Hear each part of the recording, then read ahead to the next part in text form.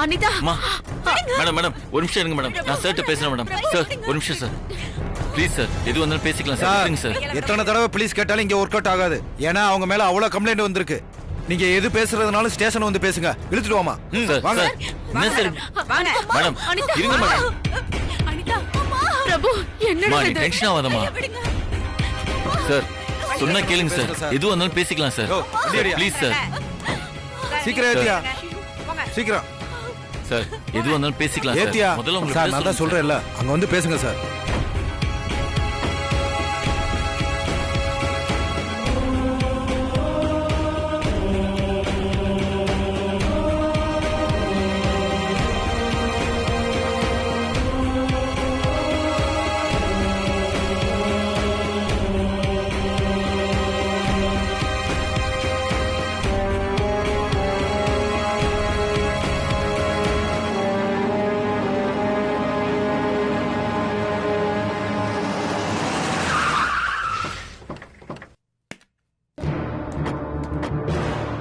ஏங்க இறங்குங்க.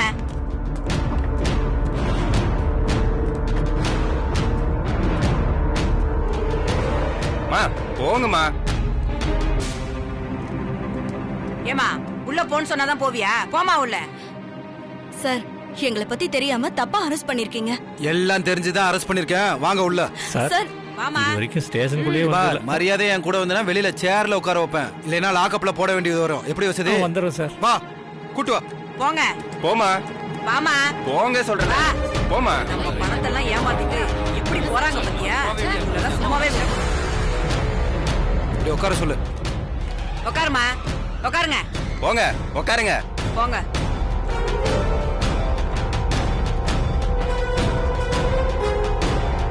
ஐயோ என்னையா இது? எனக்கு ஒண்ணுமே புரியல. நீ ஒன்றும் கவலைப்படாதம்மா. இப்பவே குபேர மாமாவுக்கு ஃபோன் போடுறேன். அவர் வந்தாருன்னா எல்லாம் சரியாயிரும்.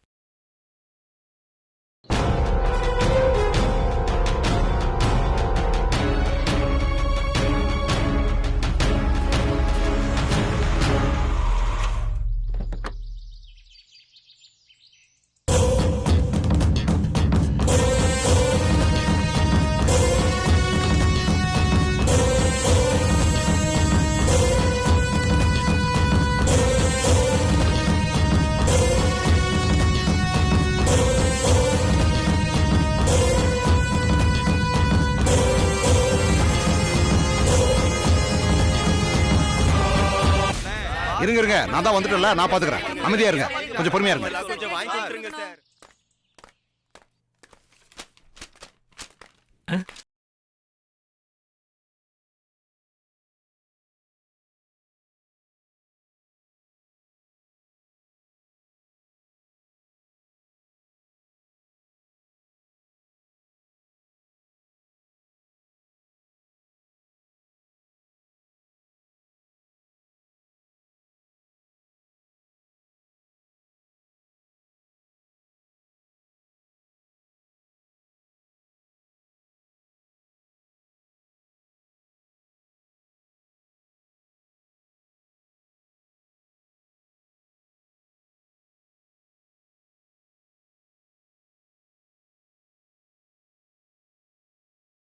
நான் தான் மாப்பிள.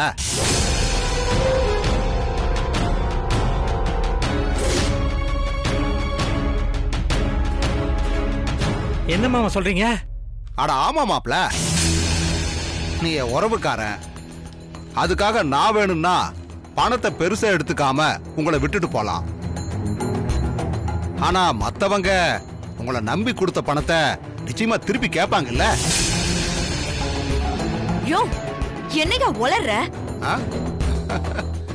எங்க கிட்ட யார் எப்ப பணம் கொடுத்தாங்க? ஆமா மாமா, எங்க கிட்ட யார் பணத்தை கொடுத்தாங்க? என்ன மாப்பிள இப்படி மனசாட்சியே இல்லாம கேக்குறீங்க? இருந்தாலும் உங்களுக்கு ரொம்ப குறும்பு. இருங்க, இன்ஸ்பெக்டரை பார்த்து பேசிட்டு வந்துடுறேன். வணக்கம் இன்ஸ்பெக்டர் சார். வணக்கம் வணக்கம். உட்காருங்க. நீங்க கம்ப்ளைண்ட் கொடுத்ததுனால இவங்களை அரெஸ்ட் பண்ணி கூட்டு வந்துட்டேன். எஃப்ஐஆர் போடட்டுமா? இருங்க இன்ஸ்பெக்டர், பணத்தை கொடுத்து ஏமாந்த மக்கள் எல்லாம் வந்திருக்காங்க. அவங்க கிட்ட என்ன பண்ணலான்னு கேட்போம். இவங்க மேல கேஸ் போடுறது முக்கியம் இல்ல, முதல்ல பணத்தை வாங்கணும். ஏன்னா எல்லாரும் அப்பாவி ஜனங்க சார், பாவம் வாயை கட்டி வயித்தை கட்டி சேர்த்து வச்ச பணம். அதனால அவங்க கிட்டயும் ஒரு வார்த்தை கேட்டுட்டா. இந்த ஆள் போய் சொல்றான். இவன் கிட்ட இருந்து நாங்க எந்த பணத்தையுமே வாங்கல. இவன் தான் எங்களை ஏமாத்தி எங்க கிட்ட இருந்து பணம் வாங்கினா. பாத்தீங்களா சார், நாங்க சொல்லல. இந்த அம்மா பயங்கர டேலண்டான அம்மா. இவங்க தான் ஏமாத்திருக்காங்கிறதுக்கு சாட்சியா எல்லா டாக்குமெண்ட்ஸ் இருக்கும் போதே இந்த அம்மா தேவையில்லாம எங்க மேல பழி போடுதுன்னா, நாங்க மட்டும் வெறும் நம்பிக்கைன்ற பேர்ல பணத்தை கொடுத்திருந்தா எங்க நிலைமை என்ன ஆயிருக்கும்?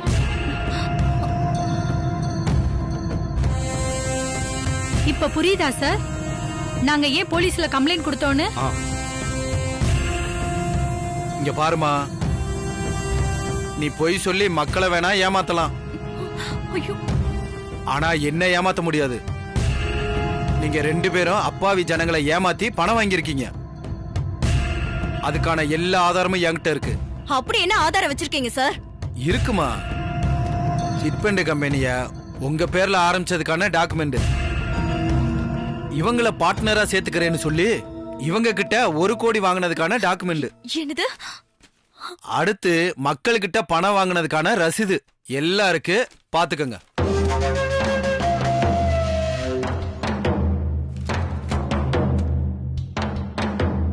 அட பாவி, சொந்தக்காரன் நம்பி அக்ரிமெண்ட படிச்சு கூட பார்க்காம கையெழுத்து போட்டதுக்கு எங்க கழுத்தை அறுத்துட்டியேடா. சார், இவன் போய் சொல்றான். இது எல்லாமே இவன் எங்களை ஏமாத்தி வாங்கின கையெழுத்து. இவன சட்டையில இருந்து கையெடு, எடுமா. இங்க பாருமா, இது உன் வீடு கிடையாது, போலீஸ் ஸ்டேஷன். சும்மா தேவையில்லாம பிரச்சனை பண்ண முட்டிக்கு முட்டி தட்டி லாக்கப்ல போட்டுருவேன், புரியுதா? போய் ஓரமா உட்காரு, போ.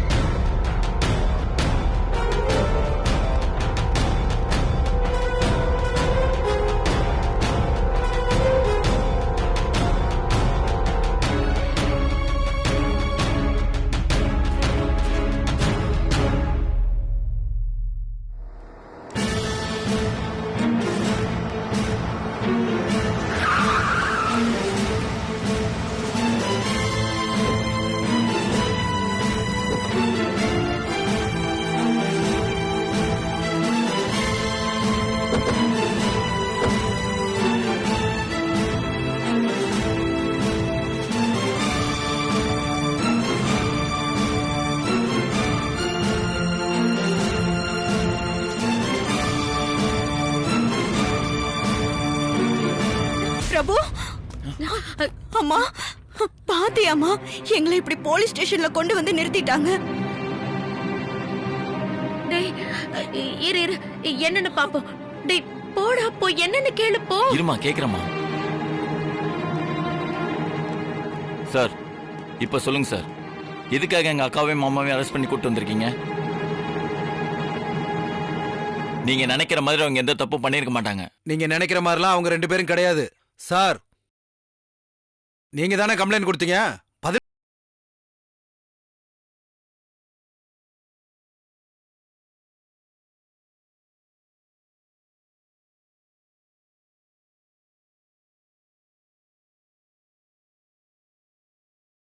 கம்ப்ளைண்ட் கொடுத்தீங்க. நான் என் பணத்தை விட்டுட்டு போலாம், ஆனா ஜனங்க பணத்தை எப்படி விட்டுட்டு போறது?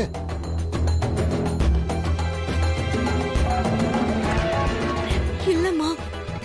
என்னங்க பண்ணமா, என்ன சொல்றீங்க? தம்பி, நான் ஒரு நாள் உங்க வீட்டுக்கு வந்து அனிதாவுக்கும் வீரசிங்கத்துக்கும் நெக்லஸ் பிரேஸ்லெட் எல்லாம் கொடுத்துட்டு போனனே, அன்னைக்கு நீங்க இருந்தீங்கல்ல? ஆமா, நாங்க எல்லாரும் இருந்தோம். அந்த நகையை கொடுக்க சொன்னதே உங்க அக்கா தான்.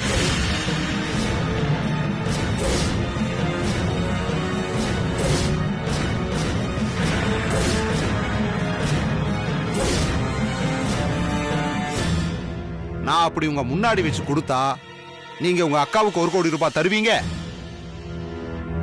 நான் இன்னொரு கோடி தந்தா பிசினஸ டெவலப் பண்ணிடுவேன். பொய் சொல்றாமா. அடே பாவி. அம்மா ஐயோ.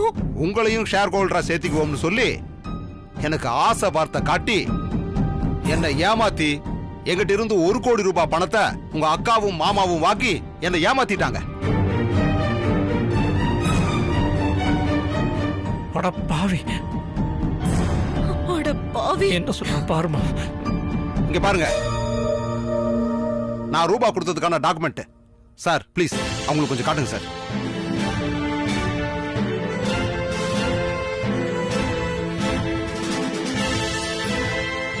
ஐயோ அம்மா.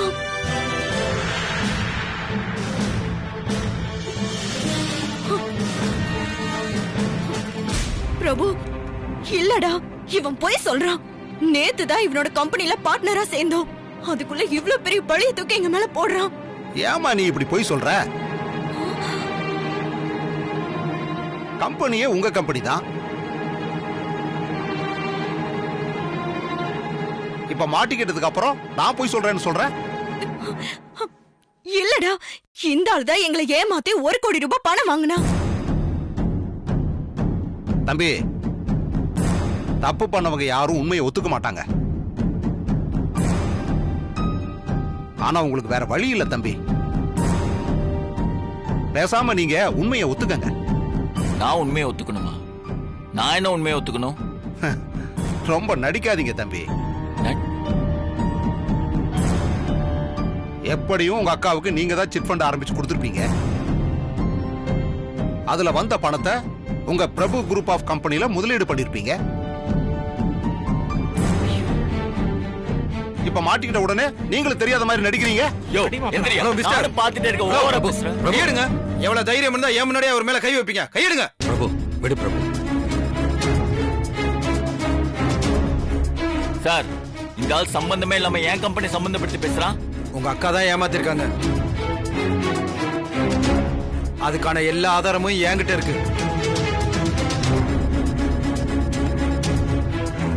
அப்போ உங்க மேலேயும் சந்தேகப்படத்தானே செய்வாங்க.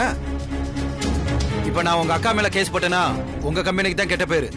இல்ல இன்ஸ்பெக்டர், அப்படி இல்ல, அது வேண்டாம். கேஸ்ல எதுவும் போட வேண்டாம். நாங்களே பேசி காம்ப்ரமைஸ் பண்ணிக்கலாம். அப்படின்னா சட்டையை பிடிச்சு பேசக்கூடாது சார். சமாதானமா பேசணும். 2 பேரும் பேசி முடிச்சுட்டு சமாதானமா வாங்க. உங்களுக்கு 1 hour டைம்.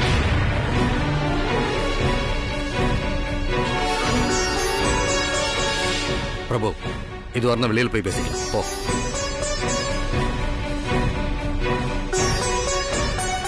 போ. சார் பேசிட்டு வந்துடுறேன் சார்.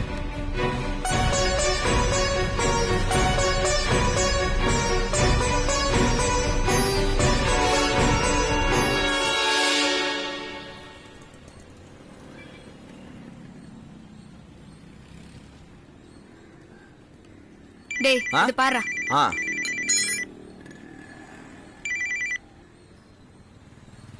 ஹலோ,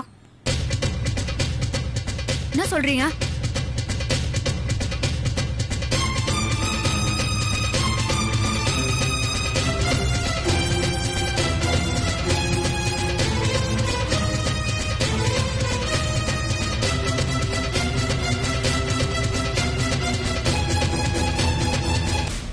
அப்படியா? இதோ நான் உடனே கிளம்பி வரேன்.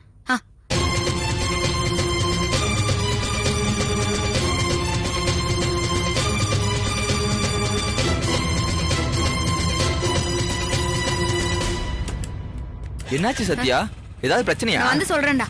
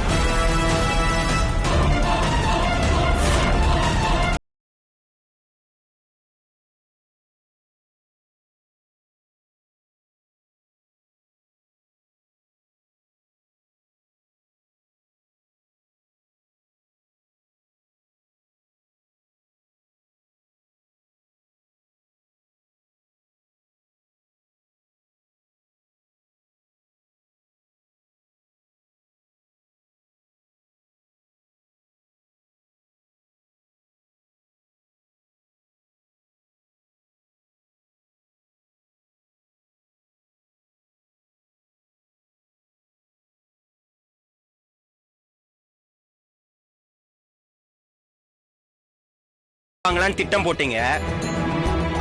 என்ன சித்தப்பா?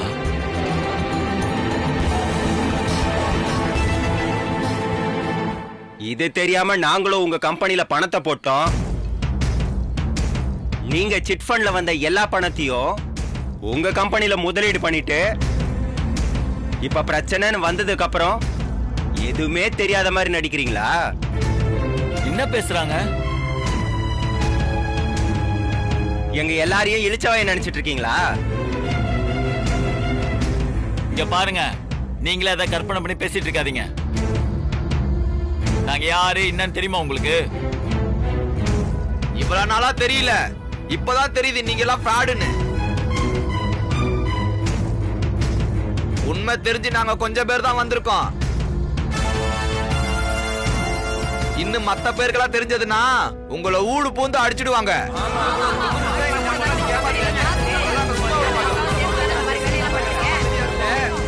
ஏப்பா அவசரப்படாதீங்க, கொஞ்சம் அமைதியா இருங்க. ஒழுங்கு மரியாதை எங்க பணத்தை திருப்பி கொடுங்க. நான் தான் பேசிக்கிட்டு இருக்கேன்ல. பிரபு தம்பி, உங்களையும் உங்க சிஸ்டரையும் நம்பி ஊர்க்காரங்க கிட்ட இருந்து நிறைய பணத்தை வாங்கி கொடுத்துருக்கேன். கொஞ்சம் பார்த்து பண்ணுங்க. யோ, நான் நம்பி கொடுத்த? நான் உளறிட்டு இருக்க? நான் உளறேனா? என்ன தம்பி இப்படி பேசுறீங்க? ஊர்க்காரங்க எல்லாம் என்னை பத்தி தப்பா நினைச்சுக்க மாட்டாங்க? என்ன பிரபு, ஒரு நிமிஷம் என் கூட வா. வா.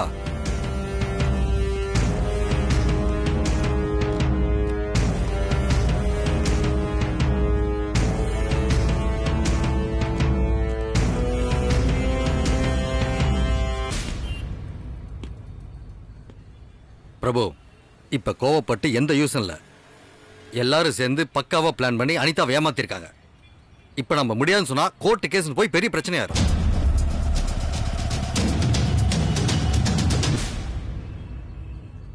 அதுக்கப்புறம் நம்ம எந்த பிசினஸ்மே பண்ண முடியாது.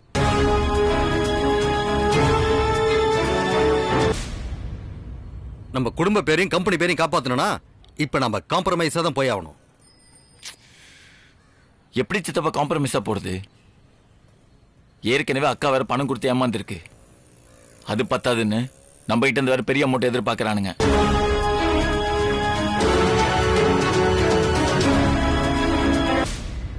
பிரபு, பணத்தை பத்தி எதுவும் யோசிக்க வேண்டாம். நம்ம கம்பெனி பேர் கெட்டு போகாம இருக்கணும்னா நாம ரிஸ்க் எடுத்துதான் ஆகணும். இப்ப வேற வழியே இல்லை.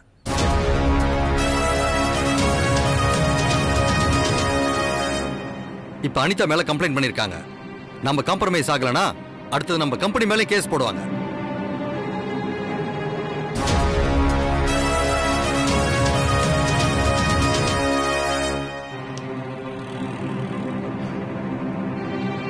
ஓகே சித்தப்பா, இப்ப நம்ம இந்த பிரச்சனையில இருந்து வெளியில வரணும்.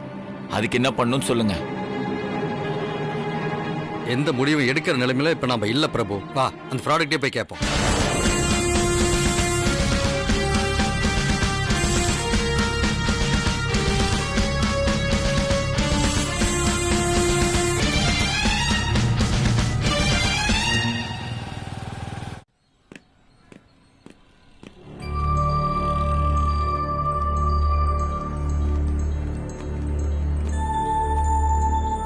அப்புறம் என்ன முடிவு பண்ணிட்டீங்களா? சரி வாங்க, ஒரு நிமிஷம் பேசிட்டு வந்துடுறேன்.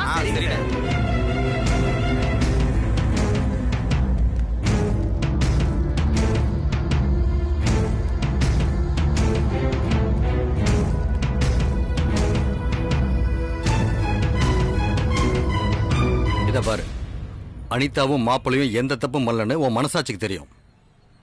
நீ பக்காவா பிளான் பண்ணி எப்படியோ அந்த அக்ரிமெண்ட்ல கையெழுத்து வாங்கி அவங்கள சிக்க வச்சிருக்க. இதத்தான் தனியா போய் இவ்வளவு நேரம் பேசிட்டு வந்தீங்களா? இந்த சின்ன விஷயத்தை புரிஞ்சுக்கிறதுக்கு உங்களுக்கு இவ்வளவு நேரம் ஆச்சு. நீங்க எல்லாம் என்னத்தை பிசினஸ் பண்ணி முன்னேற போறீங்களோ தெரியல. என்னமோ போங்க.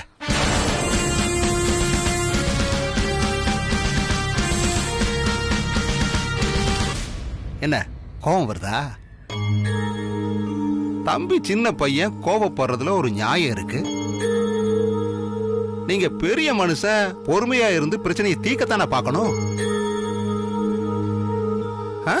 கோவப்பட்டு பிரச்சனையை பெருசாக்கிடுவீங்க போல் இருக்கு.